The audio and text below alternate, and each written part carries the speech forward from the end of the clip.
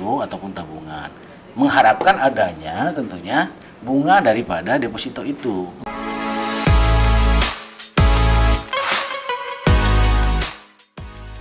Keuda Goes Digital. Assalamualaikum warahmatullahi wabarakatuh. Salam sehat, salam sejahtera bagi kita semuanya. Bapak Ibu yang kami hormati, selamat datang di podcast Ditjen Bina Keuangan Daerah bersama saya Boyke Siagian.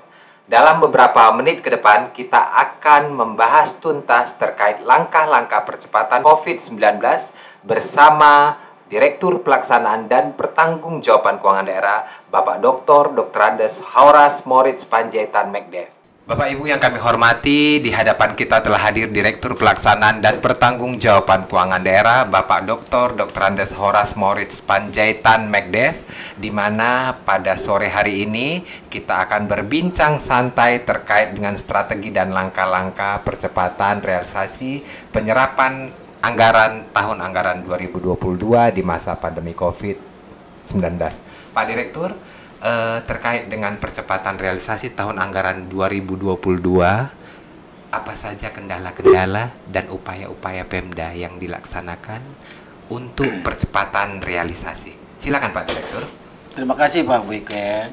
Kalau kita melihat dari apa yang disampaikan Pak Boyke tadi terkait dengan kendala-kendala yang dihadapi, tentunya kita harus melihat dari sisi bagaimana sebenarnya pemberlakuan di 2021 dan mungkin existing yang berlaku di tahun sebelumnya, apa-apa saja sebenarnya yang menyebabkan kendala-kendala tersebut. Jadi kalau kita lihat kendala-kendala realisasi atau lambatnya penyerapan anggaran dalam APBD tahun 2021, memang kita lihat adalah dampak dari pemberlakuan PPKM leveling yang ada di daerah, sehingga berdampak terhadap lambatnya realisasi yang diakibatkan terutama karena ASN itu kan melaksanakan kegiatannya itu WFH, jadi tidak ada perjalanan dinas ataupun berkurang perjalanan dinas. Bahkan belanja-belanja seperti ATK, termasuk juga kegiatan-kegiatan kan banyak yang dilakukan secara virtual, sehingga memang kebutuhan lebih fokus terhadap belanja-belanja dalam rangka penanganan dan pengendalian COVID-19.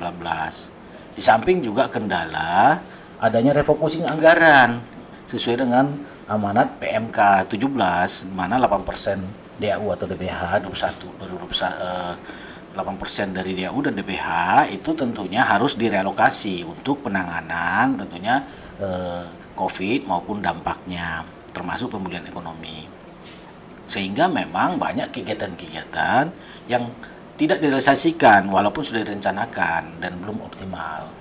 Nah, di samping juga kendala kegiatan fisik di masing-masing OPD yang secara kontraktual, seperti contoh misalnya di dinas PU atau dinas lain, dinas pendidikan, pelaksanaannya masih rendah karena menunggu selesainya kegiatan-kegiatan yang sifatnya seperti halnya DED, Detail Engineering Design, sehingga banyak kegiatan-kegiatan itu yang tidak terrealisasi. Belum dapat merealisasikan BTT juga menjadi salah satu kendala, di mana BTT ini seharusnya kan dipercepat realisasinya untuk bansos, termasuk untuk jaring pengaman sosial. Namun kendalanya di daerah itu adalah mengenai data. Data tersebut tentunya banyak yang tumpang tindih, bahkan ada yang tidak akurat, sehingga memang perlu tentunya dilakukan cleansing ataupun data-data itu tentunya disesuaikan lagi terhadap penerimanya.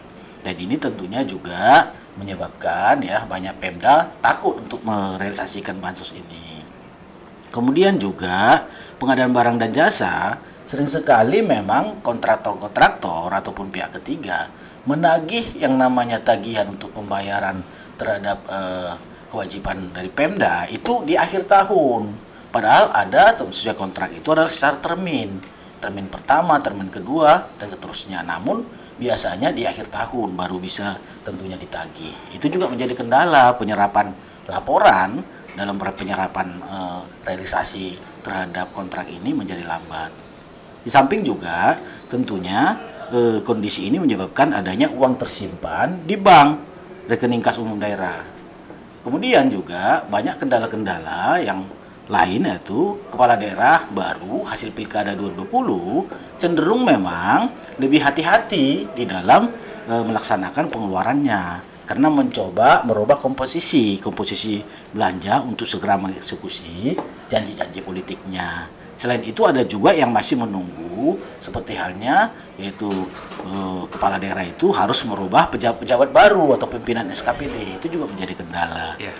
Di samping juga ada tentunya masing-masing OPD yang tentunya melaksanakan belanja-belanja tersebut itu umumnya lambat, terutama beberapa jenis belanja ya yang belum bisa dieksekusi seperti hanya belanja hibah dan juga dana BOS. Itu Mohon izin Pak Direktur, ya, boleh saya potong sedikit. Ya. Tadi Bapak menyampaikan terkait dengan uang di kas daerah yang tinggi.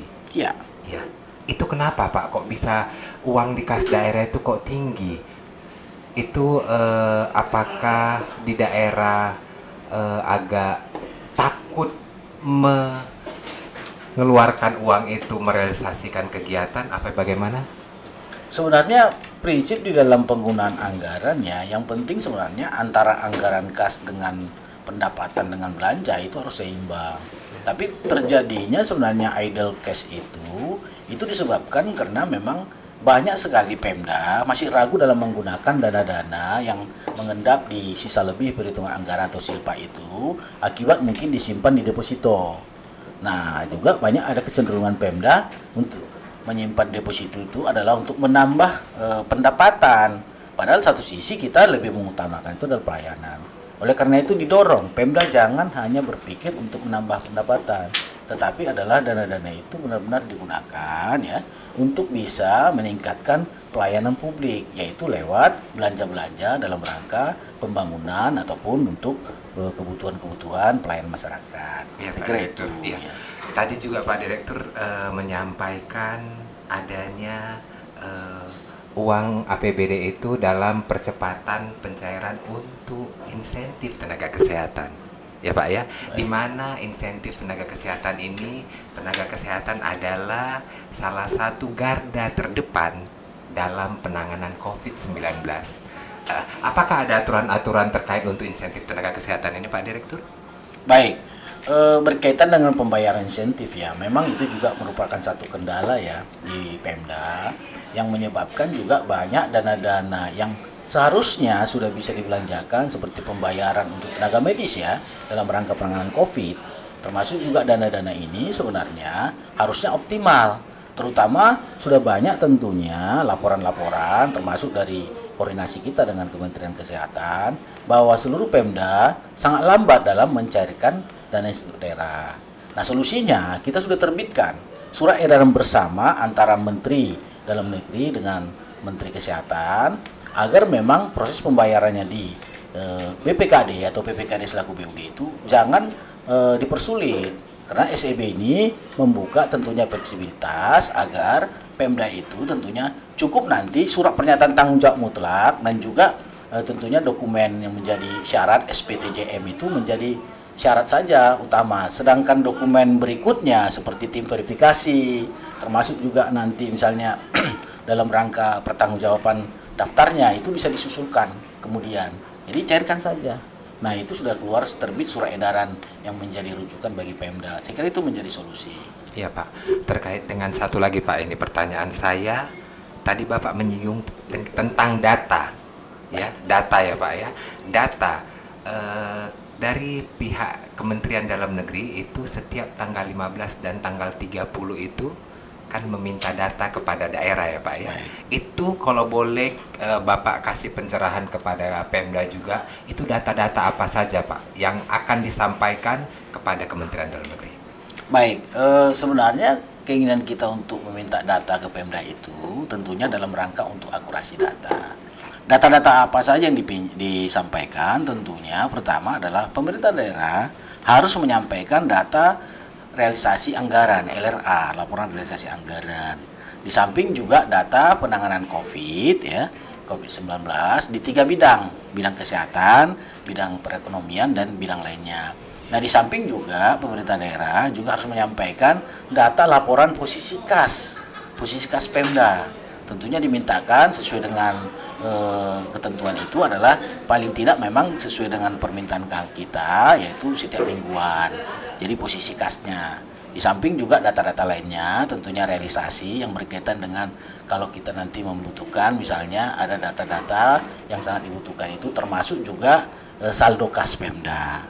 Saya kira itu sebenarnya data-data. Namun memang tolong juga pemerintah daerah dalam menyampaikan data tersebut dijaga betul tingkat akurasinya. Itu yang sebenarnya. Sehingga jangan nanti ketika ini sudah diekspos ataupun disampaikan ke pusat, karena pusat sebenarnya akan melakukan yaitu tindakan-tindakan langkah-langkah dalam upaya untuk mencarikan solusi ya dalam rangka meningkatkan penyerapan ini, terutama regulasi dari sirkulasi.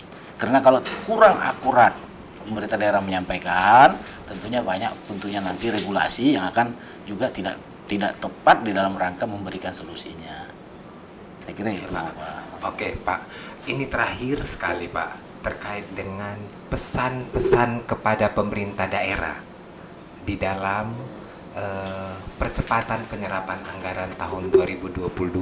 Mungkin Pak Direktur boleh memberikan pesan-pesan kepada pemerintah daerah untuk dapat mempercepat realisasi di tahun 2022. Silakan, Pak.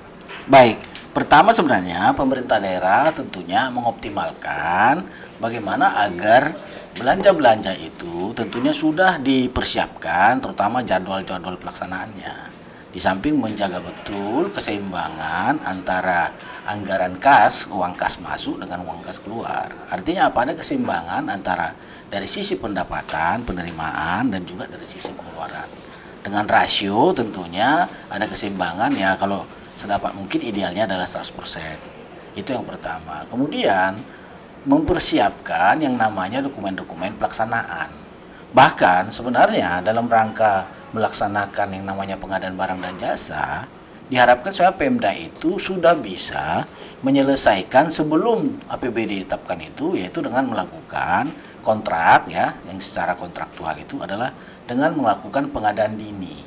Dan itu sudah bisa dimulai sejak bulan Juli, Agustus tahun sebelumnya.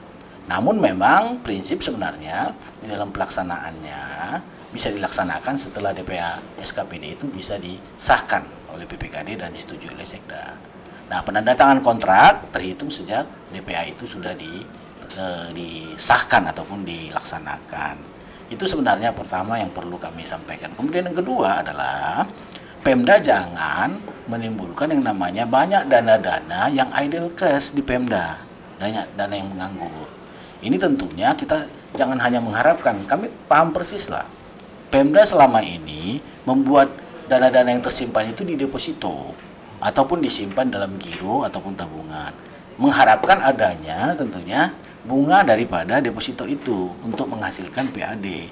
Namun sebenarnya tujuan kita dalam rangka mengangkat APBD itu adalah agar bisa untuk meningkatkan pelayanan khususnya pelayanan publik. Jadi utamakanlah untuk pelayanan publik. Saya kira itu Pak, langkah-langkah yang perlu dilakukan oleh Pemda. Kemudian kita juga sudah menerbitkan surat edaran Mendagri ya pada tanggal 16 Desember tahun 2021 terkait dengan persiapan pelaksanaan APBD, di mana surat edaran ini diminta ke seluruh Pemda ya untuk mengambil langkah-langkah, terutama adalah segera tentunya menetapkan pejabat pelaksana ataupun pengelola keuangan daerah, dan juga segera menetapkan DPA SKPD. Sehingga mudah-mudahan dengan sekarang tanggal 5 Januari semua Pemda itu sudah bisa membayar gaji secara tepat waktu, baik lewat SIPD maupun tentunya aplikasi sistem yang tentunya diterapkan di masing-masing daerah. Saya kira itu Pak Boyke. Terima kasih. Ya, terima kasih Pak Direktur untuk kehadirannya pada hari ini dalam podcast Ditjen Bina Keuangan Daerah. Bapak Ibu yang kami hormati, demikian acara podcast Ditjen Bina Keuangan Daerah. Burung-burung terbang tinggi, terima kasih telah menyaksikan acara podcast Ditjen Bina Keuangan Daerah. Akhir kata, wassalamualaikum warahmatullahi wabarakatuh. Salam sehat.